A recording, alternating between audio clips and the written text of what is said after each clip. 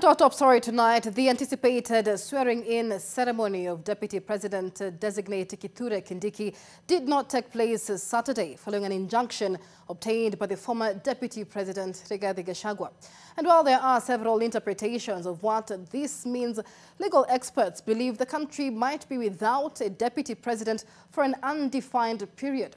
As Bridget Ngana reports on the visible and behind-the-scenes tussles between Deputy President William Ruto and his estranged former Deputy Rigathi Gachagua. Take a look. In the morning, more than 100 employees in the office of the Deputy President had been sent on compulsory leave, read a communique from Patrick Mwangi, the Principal Administrative Secretary in the office of the Deputy President, citing the ongoing constitutional processes affecting the impeached Deputy President Rigathi Gachagua, whose succession has since been halted by the court. But even the best legal minds in the country seem unclear in the interpretation as to whether the conservatory orders obtained by Rigathi Gachagua imply he is still the substantive second in command after President William Ruto. Our conservatory order is a 360-degree order.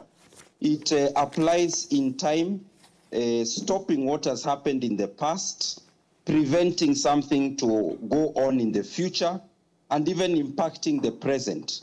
The court's order simply means that the effect is that there shouldn't be a replacement of the office that has since fell vacant. However, Dr. Maxwell Miyawa, a constitutional lecturer at Egerton University, says the country as of now has no deputy president. The president was in the rightful process of replacement.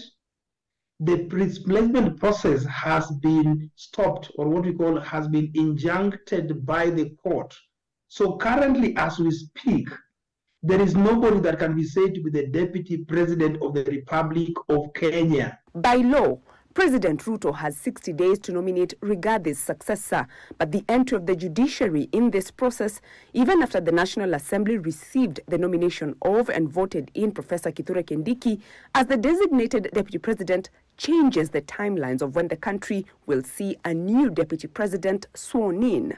The courts have now asserted that they have a right to review the proceedings that took place in the National Assembly and the Senate.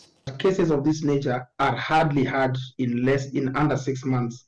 You can be sure that this case will take more than 6 months, I can tell you for certain. According to these lawyers, the Senate missed a mark when members voted to impeach Rigathi in absentia. The Senate, they were taking a political decision. If they knew, they could have taken a constitutionally sound decision, which they did not take. And in that way, they breached or they infringed on the right of Rigathi Gachagua to be heard. But Miwaya feels the former deputy president could have sabotaged himself. As a deputy president, being a principal assistant to the president, if you really want to open a war path or a war front with the government, please always rely on lieutenants. You can always have people who speak for and on your own behalf. That one need to cultivate and inculcate critical alliances.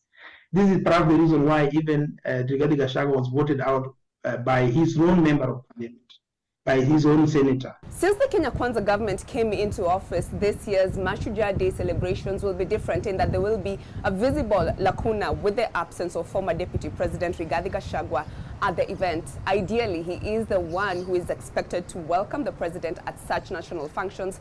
But this time on Sunday, the eyes will be locked at Kwale County to see who will take up that role. Bridget Ngana, NTV, Nakuru.